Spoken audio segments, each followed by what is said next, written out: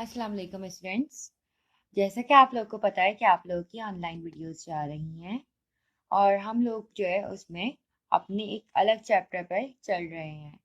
तो regular basis पर हम लोग टॉपिक अलग कवर करेंगे, जबकि हमारे पास जब हम ऑनलाइन पढ़ रहे होंगे तो हम एक अपना अलग टॉपिक पढ़ेंगे, that is exercise number 21 partial fraction.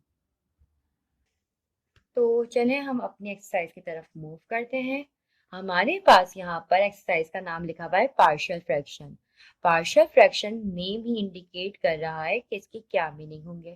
Fraction कहते हैं एक ऐसी वैल्यू को जो हमारे पास दो पार्ट पे कंसिस्ट हो, नंबरेटर और डिनोमिनेटर पर। किस पर? नंबरेटर और डिनोमिनेटर पर। उस टर्म को हम क्या कहते हैं? फ्रैक्शन कहते हैं। जबकि पार्शियल के मीनिंग होते हैं ब्रेक।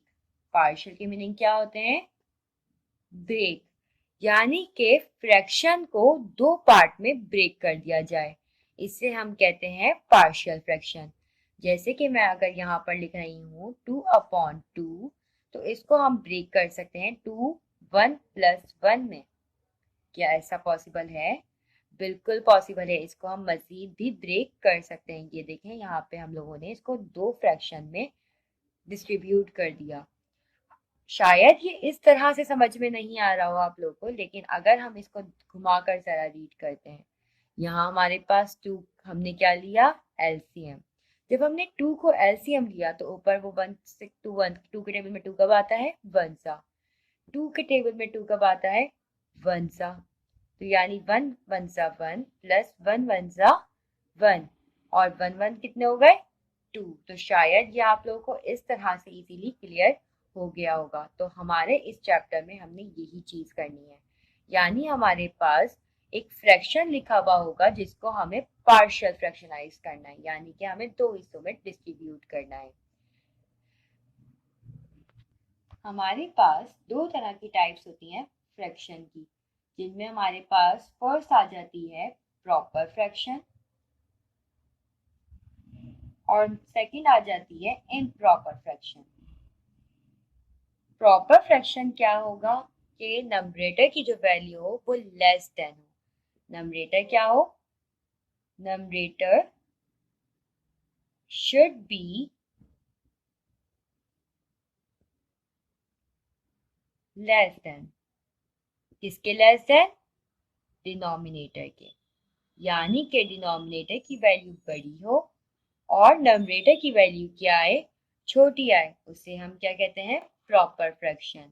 जबकि इम्प्रॉपर फ्रैक्शन क्या है कि नंबरेटर ग्रेटर हो या फिर इक्वल हो, या फिर इक्वल हो किसके? To the denominator.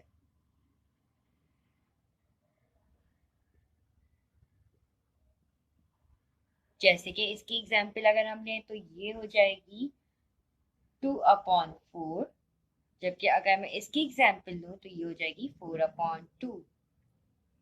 याद रखें बच्चा कि पार्शियल फ्रैक्शन पॉसिबल हमेशा प्रॉपर फ्रैक्शन में है। पार्शियल फ्रैक्शन कब पॉसिबल है? जब हमारे पास फ्रैक्शन किस फॉर्म में हो? प्रॉपर फॉर्म में हो। प्रॉपर फॉर्म मींस नंबरेटर क्या हो? छोटा हो, जबकि डिनोमिनेटर बड़ा हो। ऐसे ही फ्रैक्शन में पार्शियल फ्रैक्शन पॉसिबल है।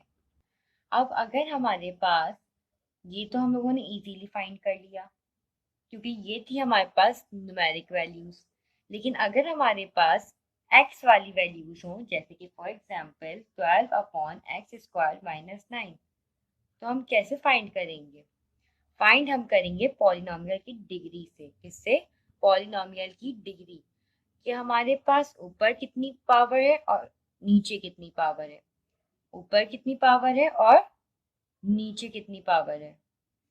ऊपर हमारे पास यहाँ पर स्क्वायर नहीं है, एक्स के साथ स्क्वायर मौजूद नहीं है, जबकि नीचे हमारे पास एक्स के साथ स्क्वायर मौजूद है, जो कि क्या रिप्रेजेंट कर रहा है कि यहाँ पर नंबरेटर की वैल्यू क्या है? लेस है एज कंपेयर टू डिनोमिनेटर। तो ये हमारे पास कहलाएगा प्रॉपर फ्रैक्शन। इसी तरह से एक और एग्जाम्पल ले लेते हैं, जैसे कि हमारे पास लिखा हुआ है एक्स स्क्वायर माइनस का 3x plus 6 upon x x minus 2 x minus 1। अब आप लोग सोचेंगे यहाँ पर तो नंबरेटर के पास पावर बड़ी है, यहाँ पर तो क्या लिखा हुआ है स्क्वायर, बट अगर आप यहाँ पर गौर करें तो ये तीनों चीजें, ये सब चीजें आपस में क्या हो रही हैं, मल्टीप्लाई हो रही हैं। और मल्टीप्लाई होने के नतीजे में यहाँ पर जो पावर फॉर्म होगी वो होगी एक्स क्यूब, एक्स की पावर 3 फॉर्म होगी। जब एक्स की पावर 3 फॉर्म हुई तो ये क्या बन रही है, डिनोमिनेटर ग्रेटर हो रहा है एज कंपेयर टू नंबरेटर, जो कि रिप्रेजेंट कर रहा है कि ये इक्वेशन भी क्या है, प्रॉपर है। मजीद हम एक और एग्जाम्पल ले लेते हैं। यहाँ पर लिखा है x square minus x minus 14 upon x square minus 2x minus का 3। अब आप यहाँ पर जरा नोट करें, यहाँ पे जो ऊपर स्क्वायर है वैसे ही स्क्वायर नीचे है। यहाँ पर x की वैल्यू x पे कोई पावर नहीं है, यहाँ पर भी x पर कोई पावर नहीं है, यानी कि ये टर्म्स आपस में क्या हो रही हैं, इक्वल हो रही हैं। डिनोमिनेटर नंबरेटर के क्या हो रहा है, इक्वल। तो इस बेसिस पर हम इसको क्या कहेंगे कि ये हमारे पास इम्प्रॉपर फ्रैक्शन है। इम्प्रॉपर फ्रैक्शन में हमारे पास सिर्फ ग्रेटर की टर्म नहीं थी बल्कि इक्वल भी थी।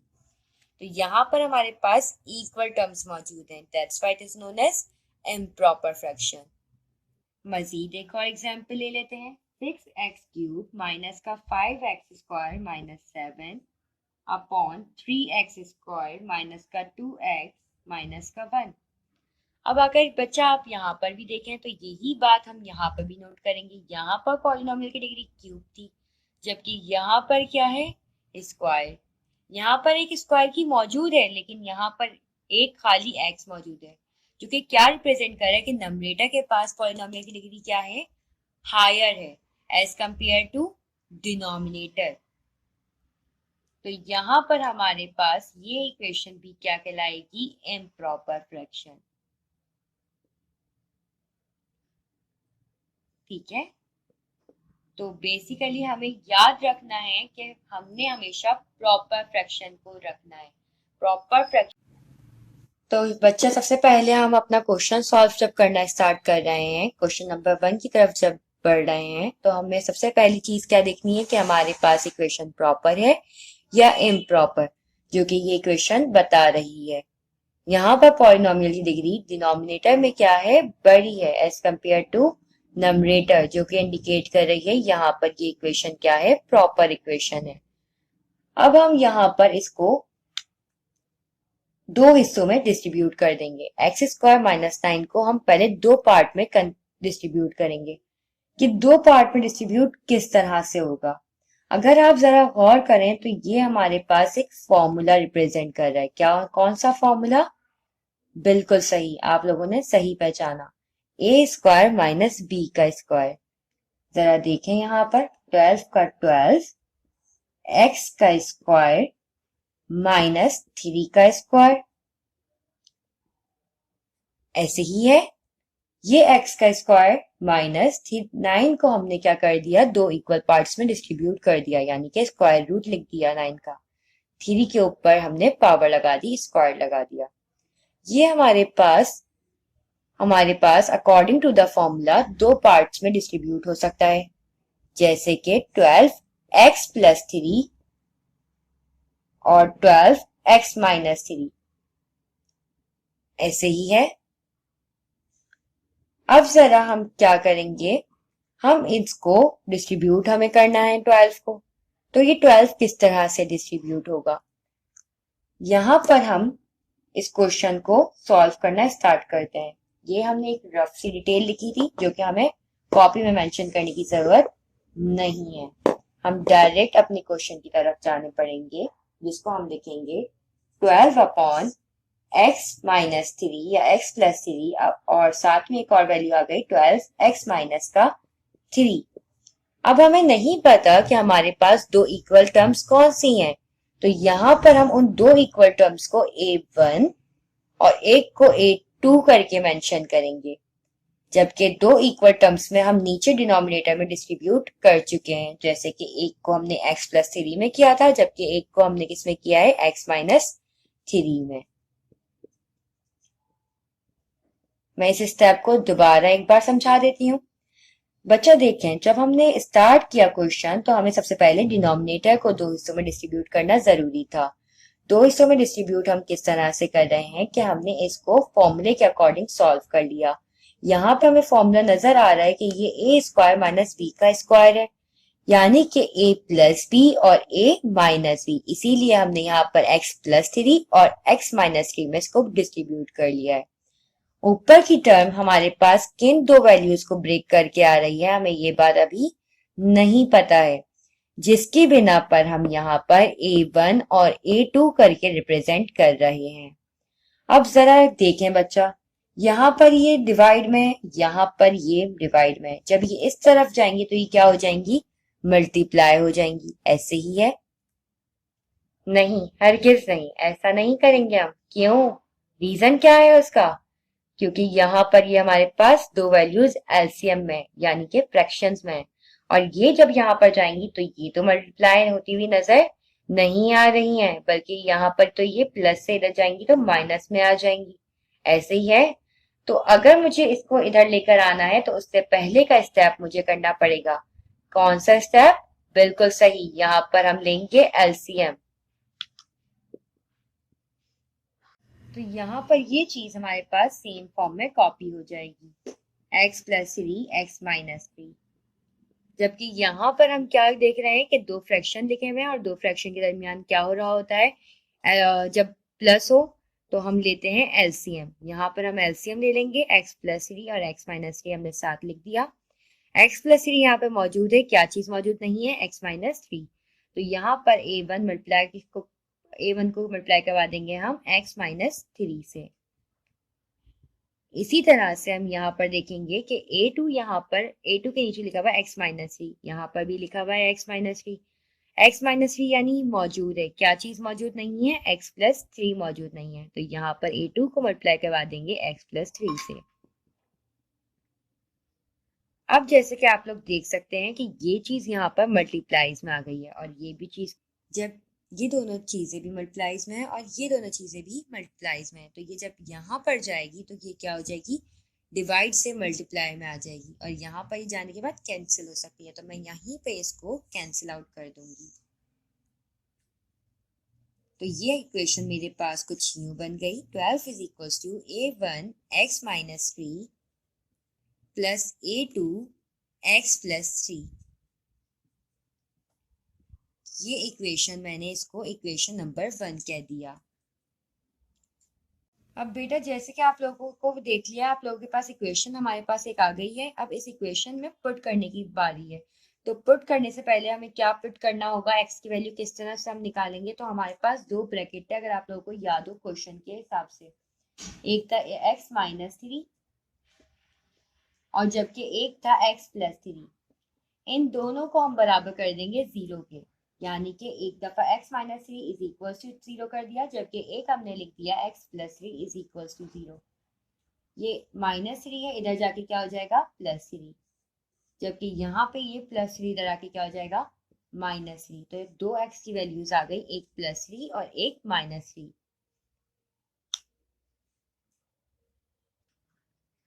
तो बेटा ये जो हमने अब इक्वेशन बनाई थी, इसके अंदर हमारे पास x की वैल्यू हम एक दफा प्लस 3 रख के पुट करेंगे दोनों जगह पर, और एक दफा हम x की वैल्यू माइनस 3 करके पुट करेंगे, ताकि हमारे पास A1 और A2 की वैल्यू फाइंड आउट हो सके।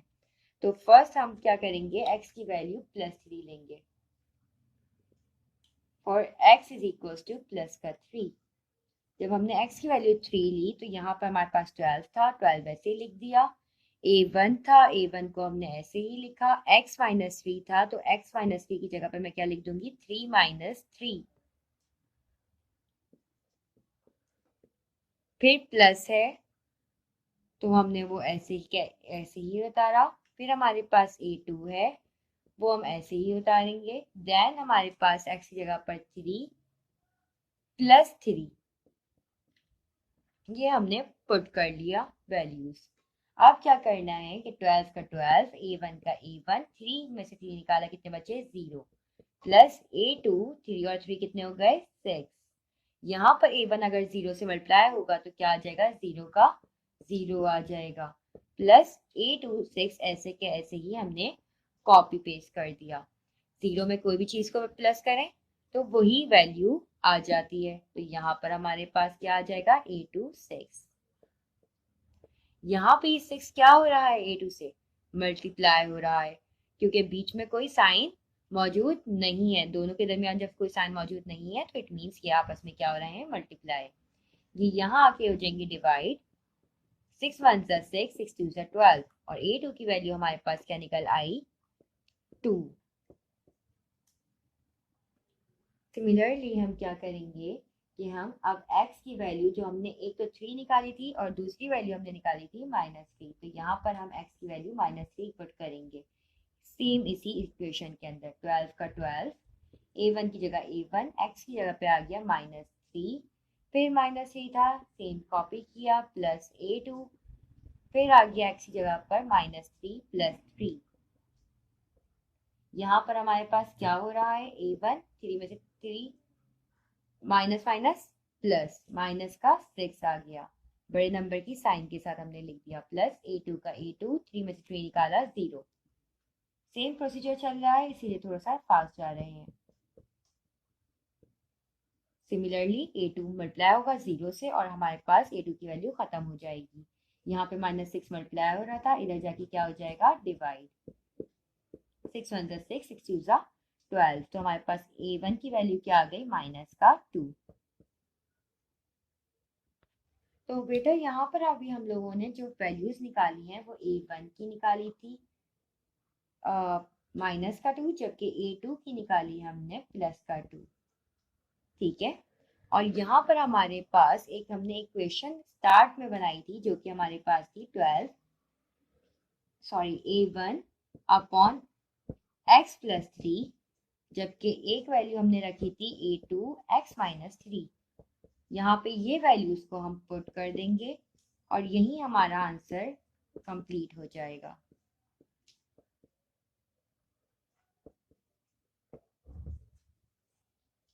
होपफुली आप लोगों को समझ में आया होगा। अब हम अपने कुछ क्वेश्चंस के स्टार्ट्स को चेक करते हैं। क्वेश्चन नंबर 2 हमारे पास 4 अपॉन x माइनस का 4 divided by x square minus का 2x माइनस का 3। बच्चा मैं इधर क्वेश्चन आप लोगों को पूरा नहीं सॉल्व करवाऊंगी क्योंकि ये क्वेश्चन काफी लेंथी है और आप लोग ये इजीली कवर कर सकते हैं। जो मेरा मकसद है वो है आप लोगों को मिड टर्म करवाना, ब्रेक करवाना। यहाँ पर हमारे पास इक्वेशन उस तरह से फॉर्म में नजर नहीं आ रही जिस तरह की फॉर्म में पिछले क्वेश्चन में थी। पिछले क्वेश्चन में हमारे पास एक्स स्क्वायर -9 थी जो कि हमने क्या करी थी, दो हिस्सों में डिस्ट्रीब्यूट कर ली थी, x प्लस 3 और x माइनस 3 करके, जबकि यहाँ हमें इक्वेशन वो डिस्ट्रीब्यूट होती हुई नजर नहीं आ रही है। तो इस इक्वेशन को हम डिस्ट्रीब्यूट किस तरह से करेंगे, आए चले देखते हैं। 4x माइनस 4 हमने इसी तरह से लिखेंगे और एक्स स्क्वायर -2x माइनस 3 लिखा हुआ है। यहाँ पर हमारे पास ये इक्वेशन मिड टर्म ब्रेक के जरिए सॉल्व हो सकती है। तो हम क्या करेंगे, तो 3 के टेबल हमें 3 बनाना है तो हम 3 वन सा क्या हो जाएगा, 3 हो जाएगा, और अगर हम इसको माइनस करें तो हमारे पास माइनस का 2 भी पॉसिबल है। तो हम क्या करेंगे कि हम माइनस अपने 3 के साथ लगाएंगे जबकि प्लस का 1 लगा देंगे। तो इससे हमारे पास क्या हो जाएगा कि हमारे पास बड़े नंबर की साइन के साथ, बड़े नंबर के साथ माइनस आ जाएगा, तो हमारे पास -2 फॉर्मेशन हो जाएगी। माइनस प्लस माइनस, 3 में से 1 निकाला 2, और साइन किसकी आ गई, बड़े नंबर की। सिमिलरली अगर हम यहाँ पे मल्टीप्लाई भी करते हैं तो हमारे बेटा हम यहाँ पर थे कि हम लोगों ने -3 + 1 करा था और हम लोगों ने -2 निकाल लिया था। तो यहाँ पर हम इसको इसी इक्वेशन के हिसाब से मिड टर्म ब्रेक कर रहे हैं। माइनस का 3x प्लस का 1 को हम लिखने की जरूरत नहीं होती, तो हम यहाँ पे प्लस का x माइनस का 3 लिख देंगे। यहाँ पर अब हम क्या करेंगे, ये चीज़ हमारे पास ऊपर की ऐसे ही सेम चलेगी। नीचे वाली वैल्यू को हम क्या कर लेंगे, कॉमन ले लेंगे। नीचे बचा हमारे पास एक वैल्यू हो गई x -3, जबकि यहाँ पर कुछ कॉमन नहीं है तो हमने प्लस का 1 को कॉमन लिया। अंदर बचा x माइनस का 3। तो यहाँ हमारे पास 4x माइनस का 4 और x माइनस 3 दो बार था तो हमने उसको एक दफा लिख दिया और एक वैल्यू आ गई x प्लस का 1। ये हमारे पास इक्वेशन बन गई है। इसके आगे के जो फर्दर स्टेप्स थे वो आप लोग कर चुके हैं पहले ही, जिसको हम लोगों ने, मैंने आप लोगों को बताया भी था कि हमें ऊपर की वैल्यू नहीं पता है तो हम उसको डिस्ट्रीब्यूट कर देंगे a1 x माइनस 3 में और a2 x प्लस 1 में। ये क्वेश्चन आप लोगों का होमवर्क है, इसको आगे का सॉल्यूशन आपने खुद करना है। अच्छा बेटा, हम अपने क्वेश्चन नंबर 3 की तरफ जाने पड़ते हैं। यहाँ पर भी मैं आप लोगों को इक्वेशन बनानी सिखाऊंगी। मजीद आगे के फर्दर प्रोसीजर जैसे हम लोगों ने फर्स्ट क्वेश्चन में किया था वही सेम स्टेप्स आप लोगों ने फॉलो करने हैं, जैसे कि हम लोगों ने x की वैल्यूज फाइंड करी थी जिस तरह के मेथड से। अच्छा, यहाँ पर हमारे पास बच्चा आपको नजर आ रहा है कि 3 तरह की वैल्यूज है, पहले से ही ब्रेक हुई भी हैं। एक हमारे पास x की वैल्यू है, एक हमारे पास x माइनस 2 है, जबकि एक हमारे पास x माइनस 1 है। ये 3 वैल्यूज आपको नजर आ रही होंगी। ये एक वैल्यू, ये दूसरी वैल्यू और ये तीसरी वैल्यू। तो इसको हम इस तरह से लिख देंगे 3 वैल्यूज की फॉर्म में। a1 के नीचे आ गया x, एक वैल्यू हमारे पास आ गई a2 अपॉन x माइनस 2, जबकि एक वैल्यू हमारे पास हो जाएगी a3x माइनस का 1 डिनोमिनेटर के साथ। 3 तरह की वैल्यू में ब्रेक हो चुकी है। अब मजीद हमने सेम वही स्टेप्स करने हैं, एलसीएम लेना है। ये एलसीएम लेंगे, एलसीएम पहले हम 2 का ले लेते हैं फिर 1 का ले लेंगे। यहाँ पर एलसीएम लेंगे, ये x माइनस 2 से मल्टीप्लाई हो जाएगा, a x माइनस 2 हो जाएगा, यहाँ पर ये मल्टीप्लाई हो जाएगा a2x से। इन सिमिलरली वे a3x माइनस का 1 इसी तरह से कॉपी पेस्ट कर लिया। अब इनका भी हम एलसीएम ले लेंगे और सेम तरीके से मल्टीप्लाई हो जाएगा। x माइनस का 2, x माइनस का 1। यहाँ पर ये x माइनस 1 से पूरी चीज मल्टीप्लाई हो रही है, जबकि ये चीज हमारे पास मल्टीप्लाई हो रही है x माइनस 2 से। तो हम लिख देते हैं x माइनस 2 प्लस a2x, ये चीज हमारे पास मल्टीप्लाई हो रही है x माइनस का 1 से। सिमिलरली a3 हमारे पास मल्टीप्लाई हो रहा है x माइनस 2 से, जबकि ये चीज हमारे पास जिस तरह से चल रही थी ये ऐसे ही चलती भी आएगी। यहाँ पर हमारे पास ये चीजें हो गई हैं सेम और ये हो जाएंगी कैंसिल, क्योंकि यहाँ पे ये डिवाइड में इधर जाएंगी तो मल्टीप्लाई हो जाएंगी, तो इसीलिए हमने डायरेक्ट ही मल्टीप्लाई कर लिया। इसके आगे का स्टेप आप लोगों को मालूम है, जो हम क्या करते हैं, x की वैल्यू को हमने, एक हमारे पास खाली x था तो जो कि हमारे पास इज इक्वल टू 0 ऑटोमेटिकली हो गई, जबकि एक वैल्यू हमारे पास x माइनस 2 थी जिसको हम 0 के बराबर करेंगे तो ये हो जाएगी x is equal two plus का 2। ऐसे ही x माइनस का 1 एक वैल्यू है जिसको हम क्या कर लेंगे, उस तरफ लेकर जाएंगे तो क्या हो जाएगी प्लस का 1। ये 3 वैल्यूज आ जाएंगी और तीनों वैल्यूज को पुट करके हम अपने a1 a2 और a3 को फाइंड आउट कर लेंगे। सिमिलरली हमने क्या करना है, ये क्वेश्चन नंबर 4 है। क्वेश्चन नंबर 4 में भी हम सेम इसी तरह से क्या करेंगे, a1 यहाँ पर हमारे पास खुद ब खुद ब्रेक हुई हुई है, क्वेश्चन के अंदर ही हमारे पास 3 अलग अलग सेपरेट वैल्यूज हमें नजर आ रही हैं, तो हम इसको डायरेक्ट ही हम क्या कर लेंगे, सेपरेट आउट कर लेंगे।